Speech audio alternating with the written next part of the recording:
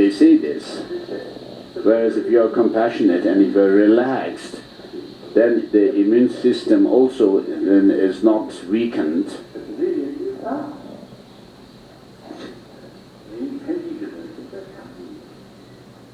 Therefore, the basic human nature is compassionate, which is very precious. And then the important thing is to educate people, because we have this marvelous intelligence, this brain, whereas the sensorial perceptions regarding smell, sight, sound, and so forth, other animals, like a rabbit, may have more acute auditory perception than us. So with regard to the sensory perceptions, the animals may have more acute senses than us, whereas we as human beings have this ability to think more critically, to investigate into the nature of things and so forth.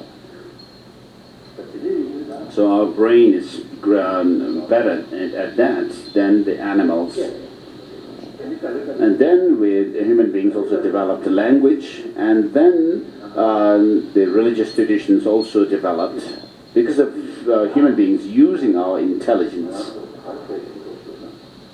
So what is important for us is to use this intelligence in order to advance or strengthen our basic human nature, that is compassion.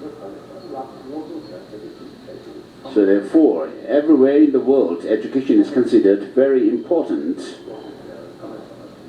So everyone is actually paying attention to educate people, whereas the so-called modern education, the existing modern education, is more directed towards material development.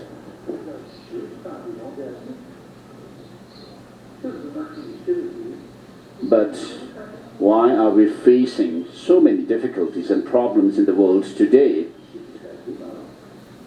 Although we talk about peace, it's not achieved because we use this marvelous human mind or intelligence merely for material development and not use it to promote this compassionate nature. So the basic human quality of love and compassion, which is very alive and fresh in our childhood, becomes dormant as we grow up and go through school systems. And therefore I say that and many educationists, also educators and educationists, also say that the current existing school system, educational system, is not adequate.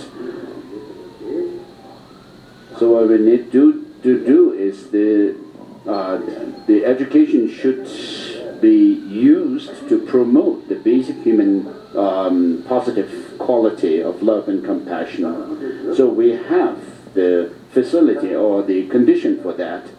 And so for the Tibetan students, and thanks to the past Tibetan Dharma emperors, the Nalanda monastic university tradition of Buddhism was established in Tibet, and Master Chandarakshita, the great master abbot, was a great scholar himself, and also you can actually witness his scholarship through his writings of Madhyamaka text as well as text on logic and epistemology.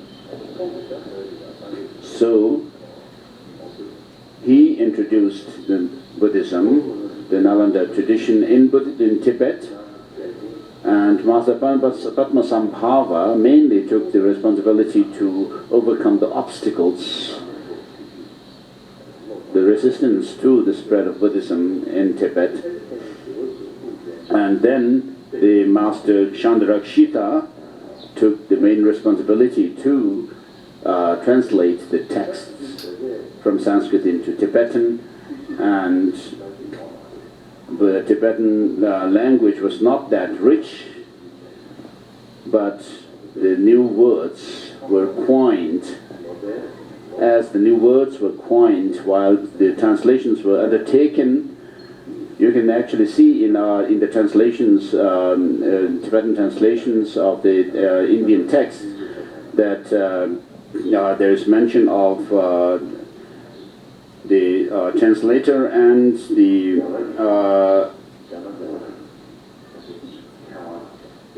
so Master Jnanadevan. So Pandapadzik and Jnanadeva, the Indian master, and the Tibetan translator Pandapadzik translated this book, the Bodhisattva Charyavatara, and then later it was also translated by Shakyavotu.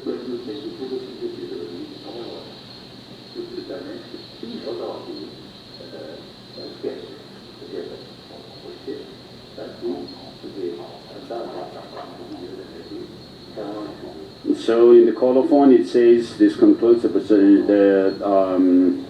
Bodhisattva Charyavatara, the Guide to the Bodhisattva Way of Life, composed by Shantideva and so forth, and it was translated from the Sanskrit and Tibetan and edited and settled upon by the Kashmiri edition, from the Kashmiri edition by the Indian scholar Sarva Yadeva and the editor-translator Mang Pelsek.